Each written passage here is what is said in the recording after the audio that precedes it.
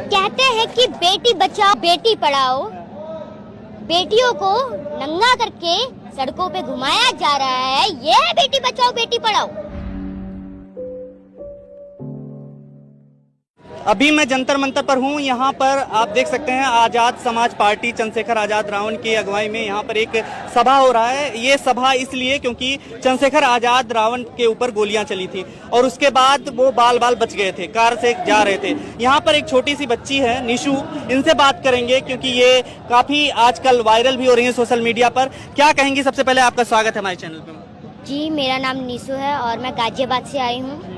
मैं ये पहले कहना चाहूँगी जी, क्या कहेंगी ये जो मामला है, जिस तरीके से आप आई हैं चंद्रशेखर आजाद रावण के लिए, क्या हुआ था उस दिन और कैसे आप इसके लिए जो है मांग रख रही हैं सरकार से? देखिए, जैसे कि आप सभी को पता होगा, भीम आर्मी के राष्ट्रीय अध्यक्ष एडवोकेट चंद्रशेखर आजाद जी के ऊपर हमला हुआ था, जानलेवा हमला हुआ था। उसी को लेकर हम यहाँ पर आए हैं। आज यहाँ पर हमारा महाप्रदर्शन है। हमें भैया जी की सिक्योरिटी की मांग करने आए हैं। यहाँ पर Z+ सिक्योरिटी की मांग करनी है। हमें CBI की जांच होनी चाहिए और नार्को टेस्ट होना चाहिए जो वो 4 अपराधी हैं। लेकिन ये सब चीजें बड़े आराम से आप देखते होंगे कुछ नेताओं को दे दी जाती है, लेकिन आपके नेता को क्यों नहीं दी जा रही? क्योंकि ये गरीब पिछड़े जो हैं, उन गरीब पिछड़े वर्ग हैं जो उनकी आवाज उठाते हैं। उनके साथ अगर अन्याय होता है तो उनको न्याय दिलाते हैं। तो ये नहीं चाहते कि जो गरीब पिछड़े हैं, जो ये वर्ग गरीब पिछड़े जो वर्ग हैं, इनकी आवाज उठे। ये नहीं चाहते। बीजेपी सरकार तो हमेशा कहती है हम गरीबों के साथ हैं, अनाज भी देती है, तमाम चीजें घोषणाएं भी करती है गरीबों के लिए। गरीबों के साथ तो मैं आपको कैसे, मुझे तो नहीं लगता। नहीं, ये अगर साथ होते, अरे गरीब की तो बात कोई नहीं।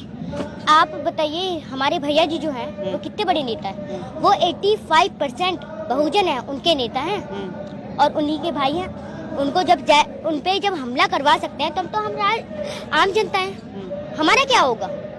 क्यों हमला करवा रहे हैं लोग? कौन से हैं? जैसे कि मैंने पहले कहा कि भैया जी गरीब पिछड़े वर्ग हैं, उनकी आवाज उठा रहे हैं। इसलिए वो नहीं चाहते कि हमारे जो गरीब पिछड़े हैं उनकी आवाज उठे। नहीं चाहते वो चाहते हैं कि ये शिक्षा से वंचित रहे, ये इन सबसे बिल्कुल वंचित रहे और ये हमारी बातों को माने। जो हम इनको कह रहे हैं ये वही माने और कुछ ना माने।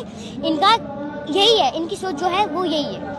आप क्यों जो है समर्थन कर रही हैं? जो ऐसे मुद्दों पर आप आ जाती हैं, जैसे ब्रजभूषण शरण सिंह के ऊपर आरोप लगा था, बेटियों का मुद्दा था, तमाम तरीके के मुद्दे आते हैं। अभी आपने देखा होगा मणिपुर की एक वीडियो जो वायरल हो रही है, आपने देखा होगा उसे, क्या लग रहा है? उसको देख करके आपको क्या लगा?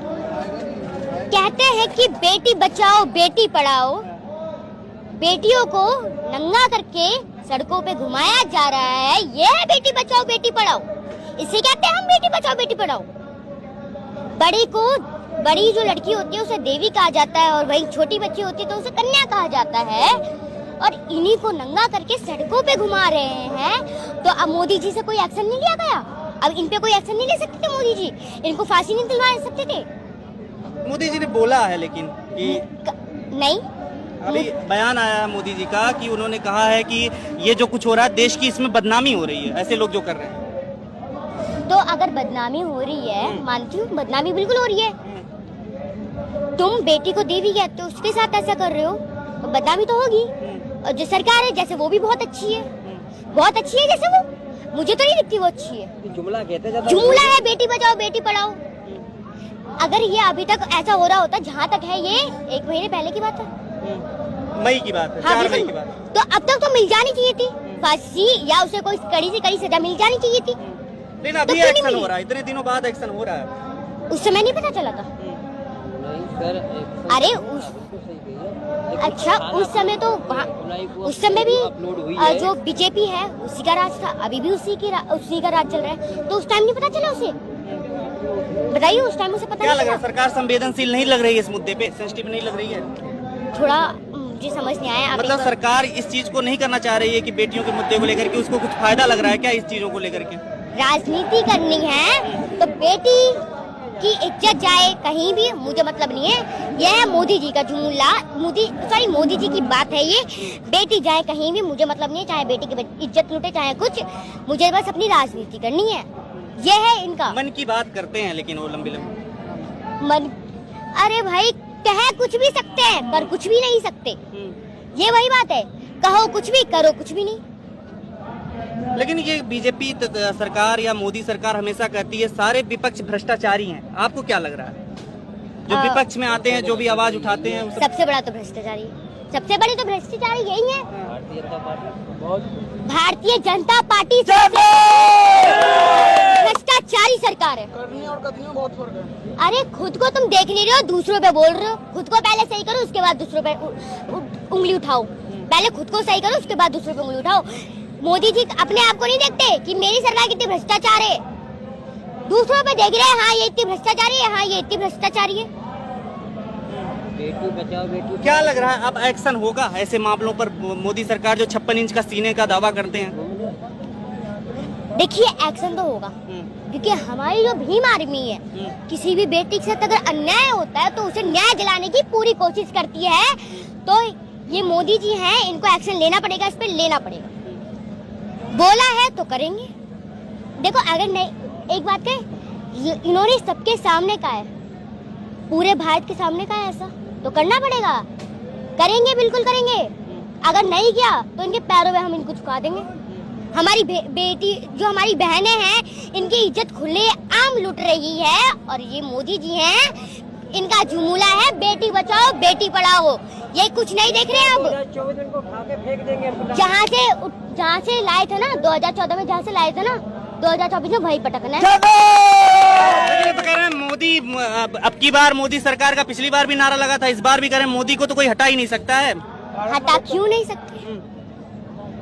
जो गंदी सरकार है, जो भ्रष्टाचारी सरकार है, जो बहनों के न्याय के लिए बात नहीं कर सकती, उसको तो हटाने में ज्यादा समय भी नहीं लगेगा। 2024 में तो ये जान ही है, इस बार तो गेट आउट है ये।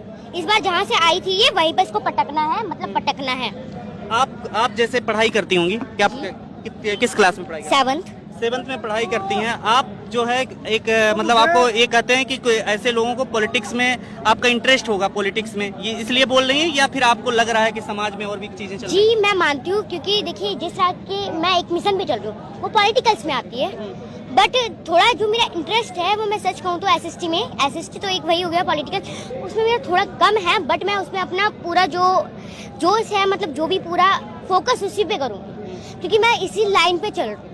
तो मुझे पूरा फोकस अब पॉलिटिकल पे ही करना है, क्योंकि अपने लोगों को न्याय दिलाना है। अपने लोगों की अगर आवाज बढ़ानी है, अब मतलब उनकी आवाज उठानी है, तो मुझे पॉलिटिकल में जाना पड़ेगा। तो मेरी जो हम जंतर मंतर इकट्ठे हुए हैं, तो सबसे पहले हमारी जो भ्रष्टाचार सरकार है, इससे हमारी मांग यही है, जो हमारे बड़े भाई एडवोकेट जो भाई के ऊपर हमला किया है जो अपराधियों ने, सबसे पहले सीबीआई की हम जांच मांगते हैं, और सीबीआई की जांच हो और भैया को जेट प्लस सिक्योरिटी मिलनी चाहिए।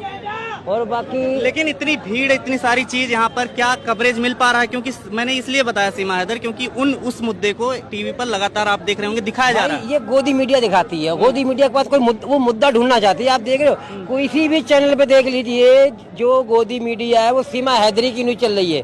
बाकी मणिपुर 2-2.5 महीने से जल रहा है, वहाँ बहन बेटियों की इज्जत बलात्कार किए जा रहे हैं, और उस पे मोदी सरकार कोई एक्शन नहीं ले रही। और जिसकी सरकार डबल इंजन की है, केंद्र में भी है और राज्य में भी है वहाँ पर, तो बताइए जहाँ पर लोग, आपको पता कम से कम 250-300 लोग वहाँ से जल के मर चुके हैं, लोगों के साथ बलात्कार हुआ, और आपस में 180-160 बता रहे हैं। हाँ। अभी वो तो उनके सरकार के हिसाब से है ना, जैसे अगर, लेकिन मैं यही कहना चाहता हूँ, आज हमें वो दिन देखना पड़ रहा है। आज हमारी बेटियां, जिसको जो हमारी बहन जो बेटियां हैं, जिनको आज देवी की तरह लोग पूछते हैं और बेटियों को कन्याएं कहते हैं, आज उन बेटियों को अपनी भारत की धरती पर उनको हमारे देश के लोग नंगे घुमाते हैं। ये भी दिन देखने पड़ेंगे हमें।